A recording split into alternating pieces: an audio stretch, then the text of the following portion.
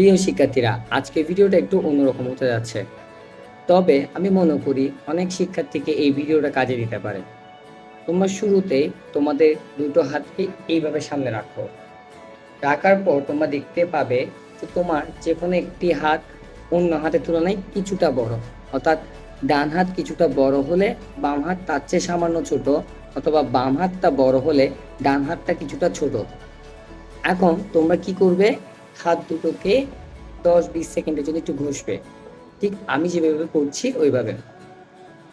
ঘষার পর তোমরা যে হাতটা ছোট দেখেছিলে, তোমরা ঠিক ওই হাতকে মনে মনে চিন্তা করতে থাকো যে তোমার ওই হাতটা বড় হয়ে গেছে।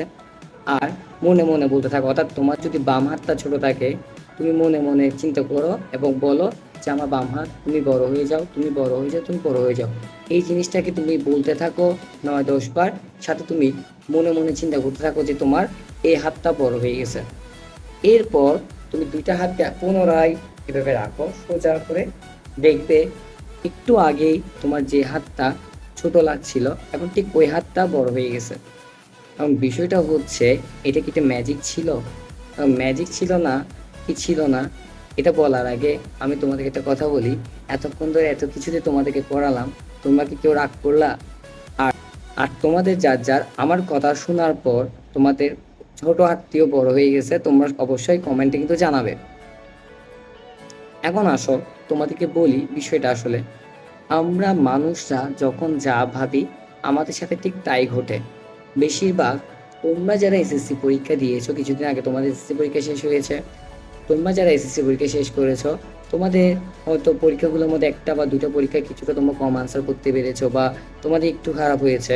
এখন তোমরা পরীক্ষা শেষে চিন্তা করছো, আমার মনে হয় এই পরীক্ষাটা খারাপ হয়েছে, আমার মনে হয় রেজাল্ট ভালো হবে না, অথবা আমার মনে হয় প্লাস আসবে না, অথবা আমাদের এই সাবজেক্টটাতে হয়তো বা নাম্বার কম আসতে পারে। এখন বিষয়টা হচ্ছে, তুমি যতটুকু ভাববা, তোমার সাথে ঠিক ততটুকু ঘটবে। তুমি যদি চিন্তা করতে থাকো যে আমার এই পরীক্ষাটা খারাপ হবে, তবে তুমি রেজাল্ট আসার পর দেখবে তোমার ওই পরীক্ষাটা কিন্তু খারাপ হয়েছে। আর তুমি যদি চিন্তা করো যে না, আমি যতটুকু পরীক্ষা দিয়েছি, যতটুকু আনসার করেছি, তার মধ্যে আমি এতটুকু পেতে পারি, তবে দেখবে তোমার ওই খারাপ হওয়ার পরীক্ষার রেজাল্টও কিন্তু খুব ভালো চলে এসেছে, যতটুকু তুমি আশা করো নাই। এবং বিষয়টা হচ্ছে, আমরা সবসময় বলে থাকি যে বি পজিটিভ, থিঙ্ক পজিটিভ। তোমার উচিত পরীক্ষা যা হওয়ার তা হয়েছে, কিন্তু তোমার পজিটিভ ভাবতে হবে যে না, আমি যতটুকু পরীক্ষা দিয়েছি তার মধ্যে আমার পরীক্ষাটা ভালো হবে। এছাড়া তুমি যদি চিন্তা করতে থাকো আমার পরীক্ষাটা হয়তো বা খারাপ হবে, বা আমার রেজাল্ট হয়তো বা খারাপ আসবে, এই চিন্তা তুমি যতক্ষণ করবা, তোমার ওই সময়টুকু লস। এবং তোমার চিন্তার ফলে ঠিক সেই চিন্তা অনুযায়ী তোমার রেজাল্টটাও আসতে পারে। এখন তোমাদের যে সময়টা, বেশিরভাগ আমরা যারা এসএসসি পরীক্ষার্থী, যারা পরীক্ষা দিয়ে ফেলেছ, তোমাদের এই সময়টুকুতে তোমাদের একটা ডিসিশন নেওয়া উচিত যে তোমাদের কেরিয়ার নিয়ে, তোমাদের লাইফ নিয়ে তোমরা কীভাবে আগাবা। তুমি যেহেতু এসএসসি পরীক্ষা দিয়ে দিয়েছো, অর্থাৎ তুমি তোমার কর্ম যা করার তা তুমি করে ফেলেছো। তোমার এখন আর ওইখানে গিয়ে কিছু করার নেই। মনে করো তুমি যে পরীক্ষাটা খারাপ করেছো, তুমি গিয়ে চাইলেও ওই পরীক্ষাটা গিয়ে ভালো করতে পারবে না, কারণ তোমার ওই পরীক্ষাটা ওইখানেই শেষ। এখন তোমার যা করণীয়, তোমার ভাবতে হবে আগামী দিনগুলো নিয়ে, যে তোমার সামনে একটা এসএসসির মতো ধাপ আসছে, তুমি ওই ধাপটাকে কিভাবে পার করবে, বা কি করলে তোমার ওই ধাপটাকে সহজ করা যায়।